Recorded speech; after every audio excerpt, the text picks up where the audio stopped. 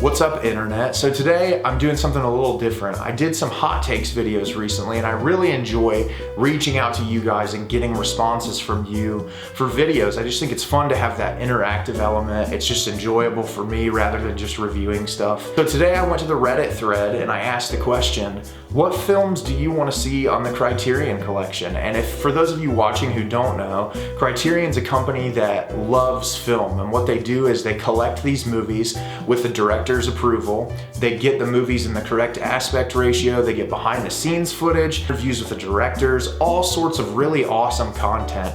And you can buy the physical copies of the films, and they also have a streaming service, the Criterion channel, which is really awesome. They'll put movies that aren't even in the collection up there, just really quality works of cinema, from great works of history to modern masterpieces. It's really awesome and it's worth your time to check it out. So I went over to the Criterion thread on Reddit and asked the question, what films do you think belong in the collection that aren't there already? And I just thought that it would be cool to get those responses, talk a little bit about those films, and give my opinion on whether or not I think they should go in the collection or not. I just thought it would be a fun little dialogue back and forth. So if you want, leave me a comment down below and let me know what your favorite film in the collection is and what movie you'd love to see in the collection that isn't already there. If you aren't already, please subscribe to the channel for more content like this if you're enjoying what you're watching. And as always, like the video because it lets me know that you're enjoying this type of content and what content I'm going to be making for you guys in the near future. Before I get started, I just want to say, Criterion, I think you should put more horror films in the collection.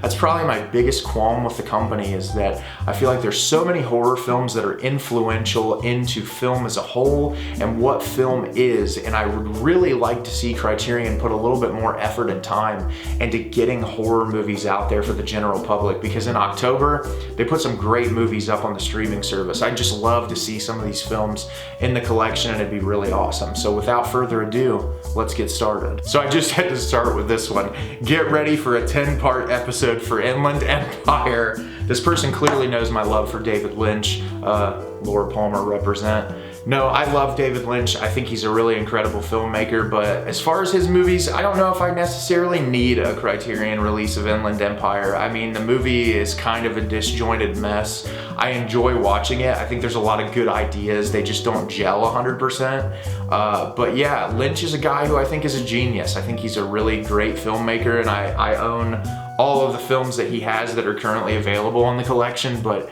Inland is one of those movies that, like, it seems like a collection of Lynch ideas that doesn't fully pay off, and I don't think that detracts from the overall experience of the film. I just think that it's not one that I'm gonna say needs to be on Criterion. If anything, I mean, fuck, get Lost Highway on the collection before that, because that movie's incredible. Or for fuck's sake, if Disney would let it happen, get The Straight Story. I love that movie. It's beautiful. It's such a humanist and gorgeous story that not enough people have seen. And right now you can only really get a shitty DVD copy of it or an import from Japan on Blu-ray. So yeah, Criterion, reach out to Disney or try to convince Disney to get a Blu-ray copy, because it bums me out. This person has listed a lot of films, but I'm gonna start with a few on here. The first one is Melancholy. So yeah, I really like Lars von Trier a lot. I know he's like a very interesting person who puts himself out there sometimes in ways that aren't great.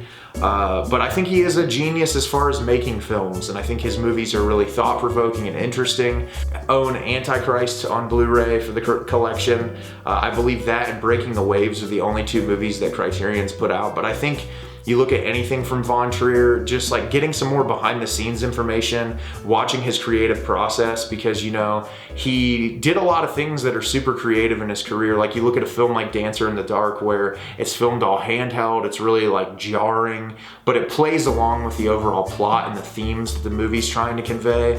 And getting those behind the scenes things and getting those remastered versions of the films would be really great, because I think Von Trier has some really interesting content, and Melancholy is one of my favorite films of all time. I think it's so well put together. I think that this, you know, exploration of depression, especially in Von Trier's own head, seeing where he was at mentally, and just watching Kirsten Dunst's performance, which is incredible. And I mean the rest of the cast as well. I mean, Charlotte Gainsbourg is amazing.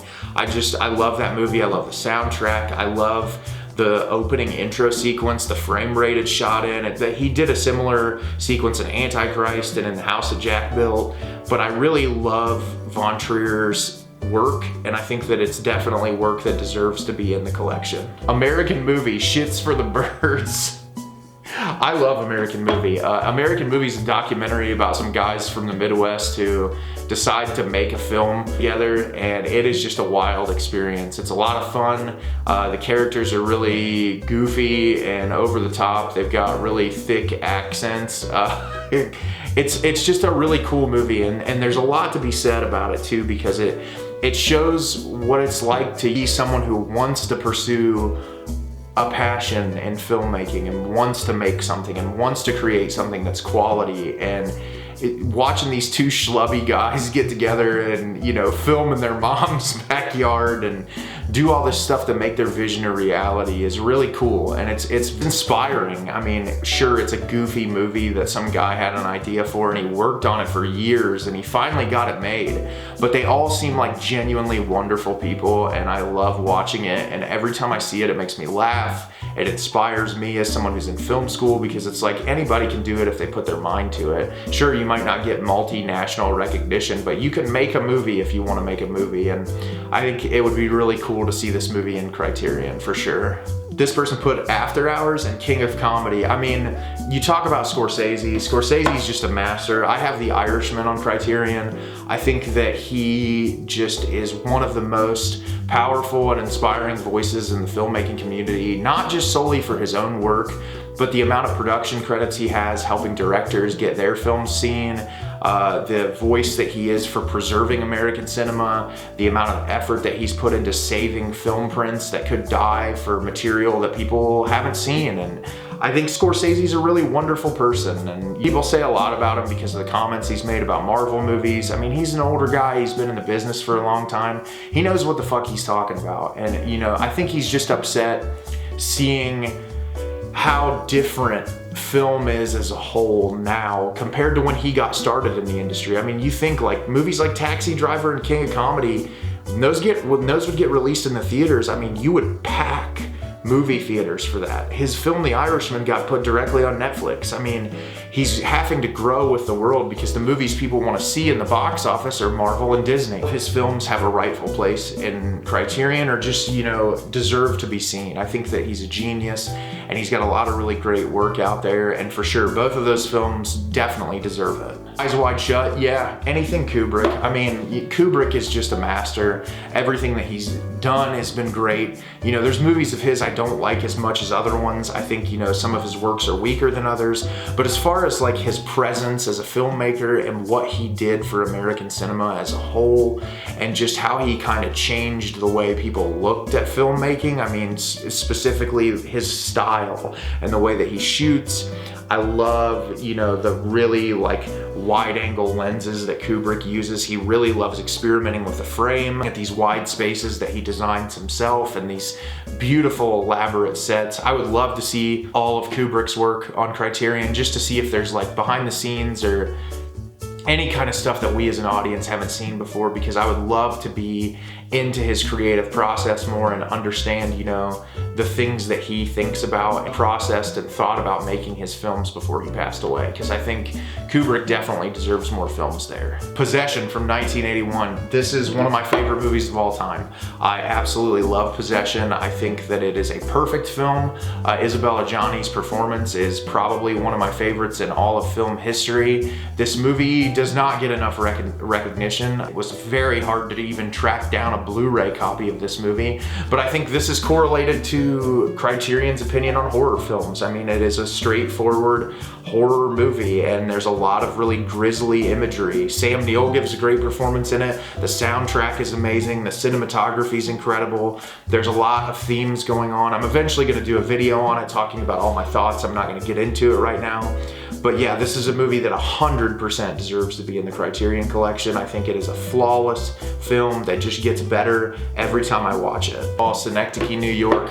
Redditor, you know me. You know me very well. Yeah, anything Kaufman. I think Kaufman is another filmmaker that doesn't get enough recognition. I'll put a link up here right now for my Kaufman ranked videos where I ranked all his directorial features. Synecdoche, New York is my favorite of his films. I think it's beautiful. There's so much time and effort that went into this movie. I think that it is an absolute masterpiece. movies. I would really love to see more behind the scenes stuff with Kaufman and how he developed this concept, where he was at in his own headspace. I think all of his films deserve to be in the collection.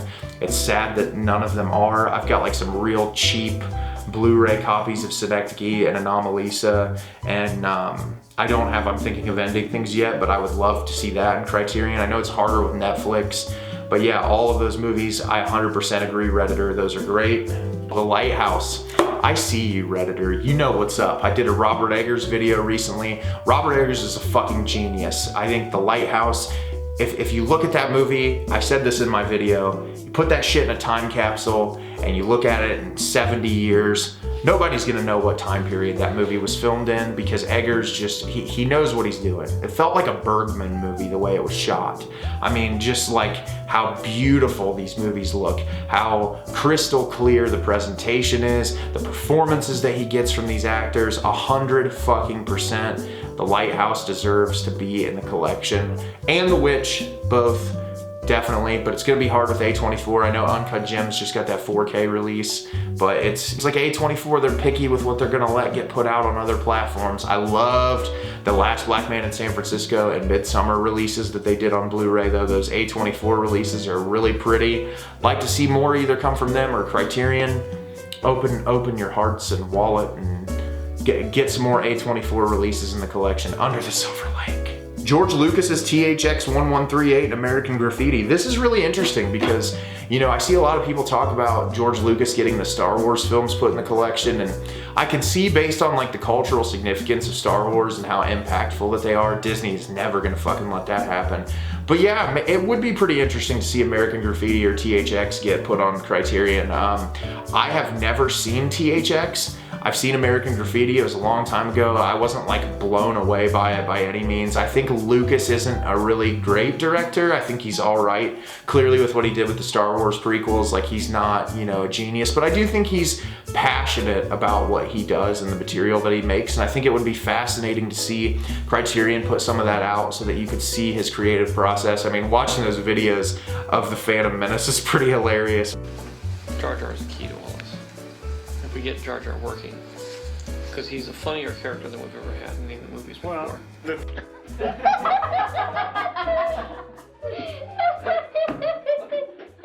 There are two movies I could see definitely being on the collection, but these people that are like constantly making faux covers for the Star Wars movies, like, get that out of your head. Disney's never gonna do that shit. Like, what are you talking about? What We Do in the Shadows and Hunt for the Wilder People. Yes, Taika Waititi is fantastic. I feel like his films don't get talked about enough. He really is a unique filmmaker that makes some incredible content. I've seen all of Taika Waititi's films, which means, you know, you're getting a rank list sometime in the near future. But yeah, I like Taika Waititi a lot. I think Hunt for the Wilder People is my favorite of his work. I'd love to see that in the collection. What We Do in the Shadows is such a unique take on the mockumentary style film, and just how each one of his projects is so unique and interesting and showcase this element of Waititi's personality, but also have that unique cinematographical style that's become known to his films, with the exception of What We Do in the Shadows, which is obviously shot handheld, it's a documentary, but I think that he is a really great filmmaker. I love seeing where his work's gonna go. He's obviously tying himself in with Marvel more now, so who knows what's gonna happen, but Jojo Rabbit was a really pleasant surprise, and I liked it quite a bit. And I enjoyed Thor Ragnarok. It's not a perfect movie. I think the whole plot with Cate Blanchett could have been cut out, and if it was just like a buddy comedy between Thor and Hulk going up against Jeff Goldblum, the movie would have been even better. But that, you could tell, was pulled from Taika Waititi and said like, hey dude, you need to make this more of a cookie cutter Marvel movie. But yeah, he's a fantastic director. I think he's a really cool guy. I like seeing him in interviews. He seems like a genuine human being, and I'd like to see some of his films on the collection. All I could think of are the Coen Brothers works. Yeah, 100%. I think, you know, the Coen Brothers have made such an enormous impact on film as a whole. I know the Criterion channel has a lot of Coen Brothers works there, but like you look at movies like Fargo especially, or No Country for Old Men, Serious Man, even like, I know it's not one of their most popular films, but Burn After Reading. I absolutely loved Burn After Reading. I thought that the performances were great. It was a fantastic screenplay. I just think they're really aren't a lot of filmmakers out there like the Coen Brothers, and they've really made a name for themselves. I mean, Inside Llewyn Davis, that movie is beautiful, has an incredible soundtrack. I really like the Coens a lot, and I would definitely like to see more of their films in the collection. This person has a lot of films in here, but I see Lost in Translation, which I absolutely love Lost in Translation. I think that it's an incredible movie. It's Sofia Coppola's best film. The performances from Bill Murray and Scarlett Johansson are amazing. I know that Coppola has Virgin Suicides in the Criterion Collection, which is a beautiful film. So there is a high chance of, you know, more of her work being put into the collection. But yeah, if they're gonna put anything out there, Lost in Translation, another movie I just have a cheap ass Blu-ray copy of that I'd love something a little bit more high quality. And this is the one I'm gonna end on for today. This says, gonna go basic and give a response I've heard from others. Every time, this is question asked, but nobody has said it here yet, every Paul Thomas Anderson film. Abso-fucking-lutely. The fact that Criterion has only put Punch Drunk Love out is really disappointing. I love Punch Drunk Love, don't get me wrong.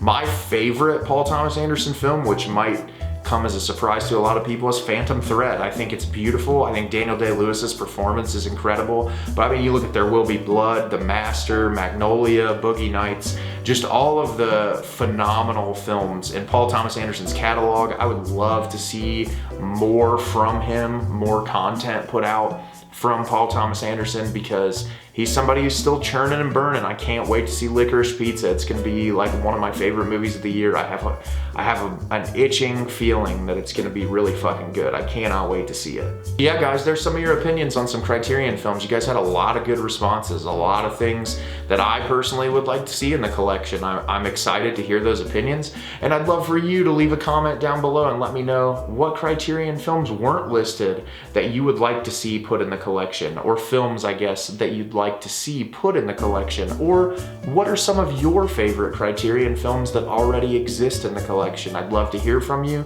love to see those comments. As always, if you could like the video and subscribe to the channel, helps me out a lot. Lets me know what kind of content you're looking for. I've got a lot more videos like this coming for you in the near future. And as always, thanks so much for watching, internet, and have a great rest of your day.